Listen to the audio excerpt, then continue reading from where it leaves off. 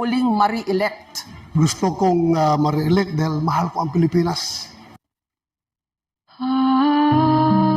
Okay. Maganda nga po sa inyo mga kabayan. Narinig niyo ang sinabi ni Senator Bato. Gusto niyang ma-re-elect dahil mahal niya ang Pilipinas, mga kababayan. Alam mo, Senator Bato, maniniwala na sana ako sa iyo kaya kung mahal mo ang Pilipinas, dapat alam mo yung pamagat ng bayang magiliw, di po ba? At saka kung mahal mo ang Pilipinas, magre-react ka, magsasalita ka tungkol dito sa mga nangyayaring pambubuli doon sa ating mga mangingisda dyan sa West Philippine Sea, di po ba mga kabayan?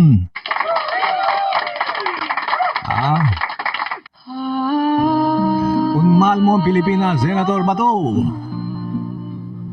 pagtatanggol mo ang ating mga Philippine Navy na pambubuli ng mga Chinese Coast Guard. Lalong-lalo na ang ating mga mahirap na kababayang maisda yan sa Zambales. Ay alam niyo naman, Senator Bato, diyan nila kinukuha ang kanilang kinakain, panggastos sa pang-araw-araw. Bakit hindi kayo nagre-react sa mga ginagawa nila, mga Senator Bato? Alam nyo, ang tingin namin sa inyo, mas naglilingkod kayo kay Duterte. Ayun, kami nila natin, talagang pro Duterte. Ang magandala rito kay Senator Bato, mga kababayan, tapat, mabuting kaibigan. Ayan lang maganda kay Senator Bato. Di baling matalo na siya, sinabi naman niya yan. Basta hindi niya iiwanan si Vice President Sara Duterte. Ngayon, mahabol-habol ko siya. Tingnan mo si Senator Bongo. Number 2, number 3 palagi sa survey. Bakit? Kasi, no talk, no mistake. Less talk, no mistake. Pagka madaldal ka talaga, saka yung aksyon mo, malaking kabawasan sa mga botante, matandaan yan. Tataka siguro kayo kung bakit malakas si Bongo, no? Alam nyo, hindi naman ako makabongo, pero kahit siraan nyo ng siraan si Bongo, talagang malakas po yan. Bakit? Yung pong alam nyo, alam ng mga kapitan niya, ng mga barangay, alam nyo naman si Bongo, alam yun kung saan magtatanim Tanong yung mga mahirap na kawayan natin. Pupunta sa kapitan yan, may mga gamot, may mga sakit, papagamot, pupunta ng kapitan, tapos dadalhin sa malasakit center. Yan, ganun dapat, Marcoleta. Maraming pinagawang ko niyan. Barangay hall. Kahit pagtalong nyo pa. Kahit siraan natin ang siraan yan. Hindi po matatalo yan. Kahit mag number 8 siguro yan, number 9, hindi malalaglag po. Aminin na natin totoo, mga kababayan. Wala kasi Bongo. Kasi alam mo na lang atang hindi nagsasalita. Kaya yung inis ng mga tao na pupunta rito kala Senator Bato. Pero maganda kay Senator Bato, mabuting kaibigan.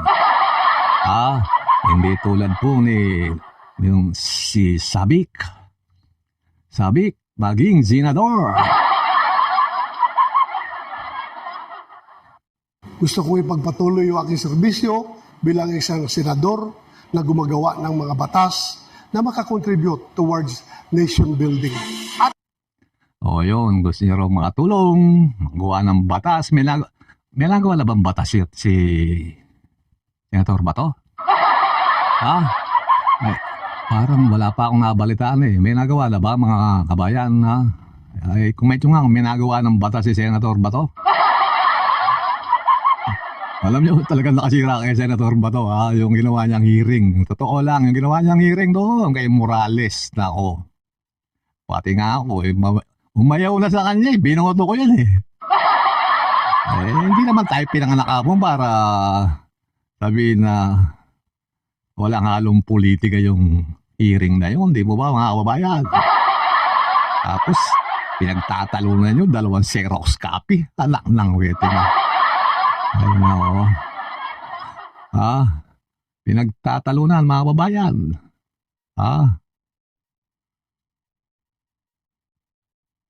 Xerox copy. Ito, tingnan natin tong walang kwentang kaibigan. President BBM noon, hindi po hair follicle test yon. Hindi ito hair follicle test. Yan follicle test na naman yung pinag-uusapan dito sa Tanong ng Bayan. Alam ko marami na nakapanood sa inyo ito. Marami na rin sigurong gumawa reaksyon. Pero masarap ulit-ulitin niya mga babayan. Okay, now you want him to undergo that test. Para matapos na yung usapin kung sino ba talaga ang gumagamit ng droga. Kinakailangan Mga babayan, saan nyo ba madalas narinig yung mga binibitawang salita? Parang inuulit lang ni Sabik yan ni Vic Rodriguez. Sabik maging senador. Wala yung narinig sa vlogger yan. Alam ko. pagbigyan natin, again, ulitin ko, public office is a public trust. Malinaw yan sa ating saligang batas, Article 11, Section 1. At karapatan ng bawat Pilipino, lalo na ng mga kabataan, malaman kung tayo ba'y pinamumunuan ng isang taong may tamang pag-iisip. Ayan. Parang vlogger na yung nagsasalita. Madalas yung narinig yan kay Maharlika. Nahinga na yata ni Maharlika. Excuse po. Saka si Atty. Harry Roque. Ayan. Palagi nilang sinasabi yan. Nasa tama bang pag-iisip? Anong nangyari sa iyo, Atty.? Bakit ka nagkaganyan? Nagpapagamit ka? Alam mo, Atty., lahat ng sasabihin mo, lahat ng gagawin mo, pabor sa mga Duterte yan, Manalo, matalo ka. Kasi yung ginagawa mo, pabor sa Duterte yan, pabor yan, Inamantala nila yung sama na loob mo nung napatungan yung pato mo sa Malacanang. Inamantala nila. Inamid ka,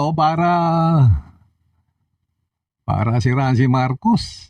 Dati mong boss, kaibigan mo. Kaya alam mo lang mga Duterte, gagas.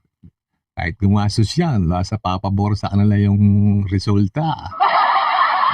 Parang hindi naman parang hindi ka matagal sa politika. Tagal ko nang nanonood ng mga ganyang bali-balita. Ay, nako. Gusto niyo po mag-react doon, Atty. Yes, Espiritu? si Attorney Vic ang proof kung bakit ang droga ay may kinalaman sa bangayan Marcos at Duterte. Nung panahon na siya ay pro-Marcos, siya ay drug test ang kanyang pinapalandakan na negative si Marcos. Ngayon na siya ay pro-Duterte, gusto niya ngayon i-testing si Marcos ng hair follicle test. At gusto Ayan. Alam mo, nung laki Marcos ka, Mayra. Tanggol ka ng tanggol sa drug test. Ngayon kay Duterte ka, Gusto mo, air pro. Anak ng waiting talaga. Politika nga alam, nagagawa ng politika at saka yung ambisyon ng isang tao, timingiti ni Atty. Vic. Nagpagamit ka sa mga Duterte. Matalong manalo ka. Alam mo kaya, pabor sa mga Duterte yan, kasi ang paninira mo pa, pabor sa kanila. Saka totoo naman. Alam mo, si Atty. Vic talaga, totoo, aminin, walang pag-asa. Wala. Kung matalino kang tao, dapat yung ginawa mong librong Kingmaker. Dapat sold out na yun. Sabi, nilangan ko doon sa kwan. Ay, nako. Ito si Senator Bato, may pag-asa pa to. Kung basta ko ito kumbaga sa kung ito, 50-50 si Senator Bato. Sisingap-singap pa yan eh. Parang nakalubog ka sa tubig. Tapos sisingap-singap ng gano'n. Yung may pag-asa pang mabuhay o may pag-asa pang manalo. Ayun. Buti naman si Margoleta, hindi sumama dyan sa inyo. Mr. Gamatis, tataka ako. Tataka ako, hindi kasama si Margoleta dyan. Nako. Wala ang pag-asa, si Sabik Rodriguez. Wala kayo. Ayaw maniwala. Maniwala kayo sa akin. Sinasabi ko totoo. Si Bongo lulusot. Si Senator Bato, 50-50 ba ito, mga kababayan? Hanggang dito na naman po. Huwag niyo pong kalimutang mag-subscribe para updated po kayo sa ating mga susunod na tatalakayin dito sa MON TV. Salamat po.